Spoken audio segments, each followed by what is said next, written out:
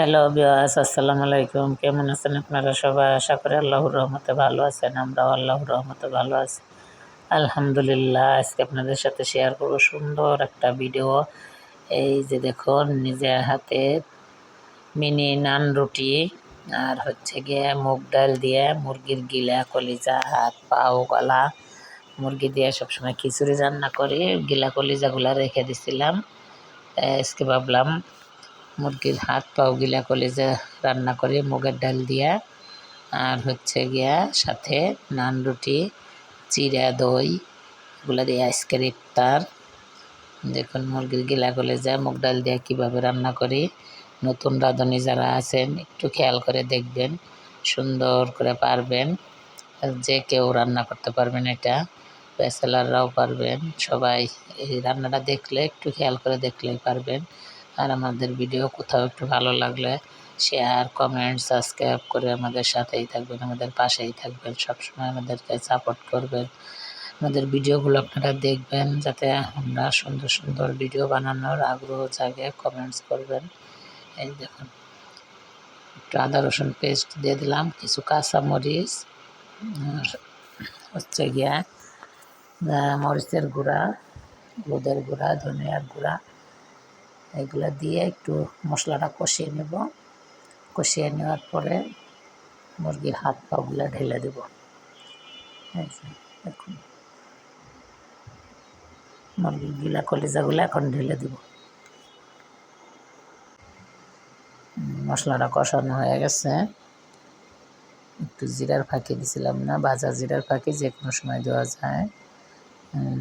এই যে এখন মশলাটা সুন্দর করে কষিয়ে নিলাম, যদি কাঁচা গন্ধটা না আসে আদা রসুনের। এখন হাত পাগুলা ঢেলে দেবো। এই যে গিলা কলিজা সুন্দর করে কষিয়ে তারপরে হচ্ছে গিয়ে আপনার মুগের ডাল ধুয়ে রাখছি, ধুয়ে সুন্দর করে রেখে দিছি।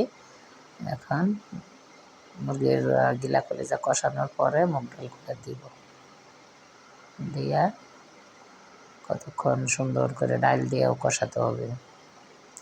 লবণ কম হয়েছে, একটু লবণ দিয়ে দিলাম। লবণ আপনাদের টেস্ট মতন দেবেন, কম বেশি, যে বেশি খান একটু বেশি দেবেন। ভাতের সাথে একটু বেশি লাগে, নানের সাথে, পরোটার সাথে একটু কম লাগে, বুঝে শুনে দেবেন লবণটা। কি সুন্দর কষানো হয়ে গেছে,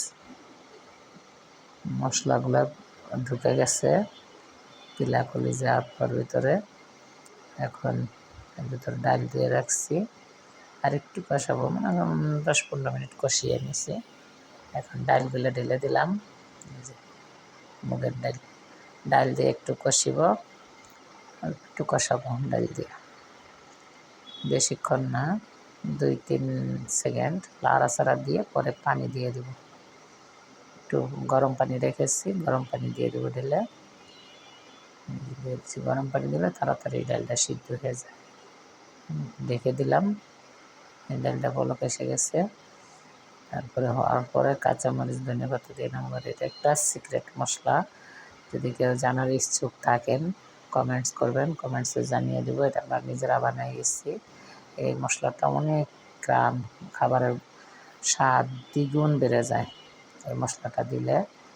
এই যে ডালটা কত সুন্দর হয়েছে, দেখতেও যেমন কালার সুন্দর, খেতেও তেমন মজা। আর হচ্ছে সাথে এই যে তন্দুর রুটি, নান। আসসালামু আলাইকুম, আল্লাহ হাফেজ।